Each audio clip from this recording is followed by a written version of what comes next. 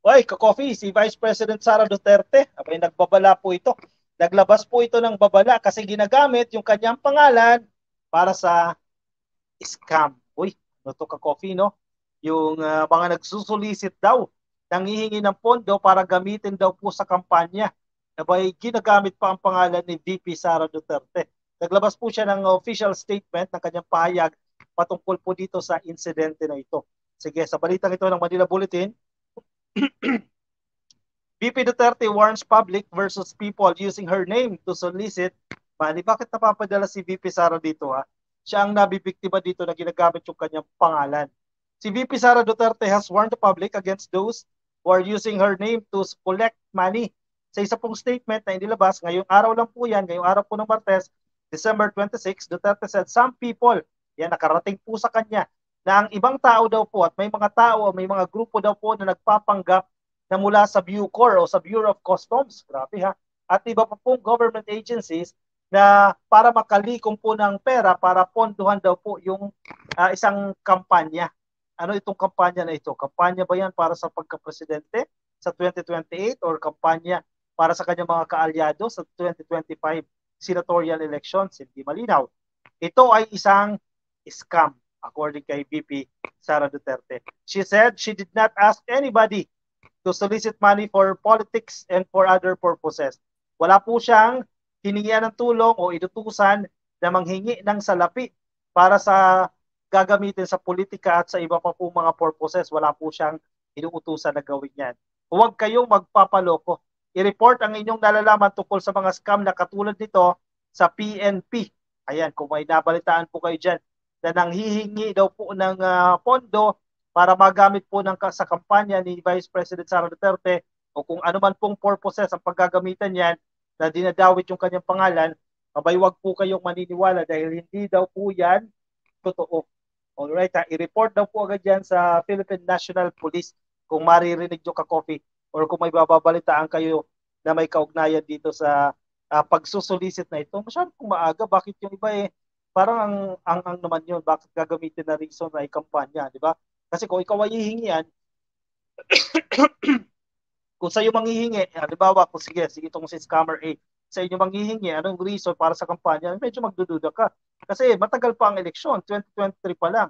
Kung si Vice President Sara Duterte, ang gagamit nito, base doon sa scam na ito, syempre magtataka ang tao, bakit ang aga-aga pa, ang tagal-tagal pa po ng susunod na presidential elections. Fake po yan ha, wag po kayong maniniwala o definitely wag po kayo magbibigay. At yung mga OFW nating mga kababayan, ang ilan din po sa kanila previously nagiging biktima rin ng ganitong mga klaseng scam no na modus pag-iipon umano ng pondo para itulong sa isang politiko, etc. para protection daw in the future. Hindi po totoo yan. Huwag kayo magbibigay ng inyong salapi o kahit naman po yan dahil fake po yan o scam po yan. Mark Anthony Sanico, present ka coffee. Hello po sa inyo. Happy viewing po sa inyo. Jose Dinsay, mabuhay ang Pangulo, PBBM. Kay Car Guerrero, solid PBBM forever. Ingat po sa inyo. Si MLCOC Gameplay Vlog, oy, good evening ka-coffee. Shoutout po sa inyo. Happy viewing po sa inyo. Kay Henrietta Riarina, ka-coffee, good evening. Enjoy the year 2024 safely. I cannot understand why we Filipinos cannot be together. Watching from London dyan sa UK. Syempre ba may may mga self-interest din kasi ang iba diyan no. Syempre yung iba rin hindi nakaka-move on, hindi matanggap kung ano man po meron tayo ngayon at isusulong pa rin ang kagustuhan nila na to the point na nagiging disrespectful na sa ilang incumbents. Pero yan talaga ang reality ng politics, ma'am. Pro Philippine, no more Duterte ha, basta ako sa no sa Duterte, sabi ni Pro Philippine. Rapis Josephine, mga DDS daw kasi ang aga-aga pa namumulitikan na. Emmanuel Balitbit, bakit ayaw mong itapik sa issue si Sarayot na nahulihan ng DROGA ng PDEA na nakasama ni PBBM sa USA? Hindi yung line natin yan, ka-coffee, ng Emmanuel Balitbit. Medyo off yan. Hindi natin na linya yung ganyang mga tapikan na yan.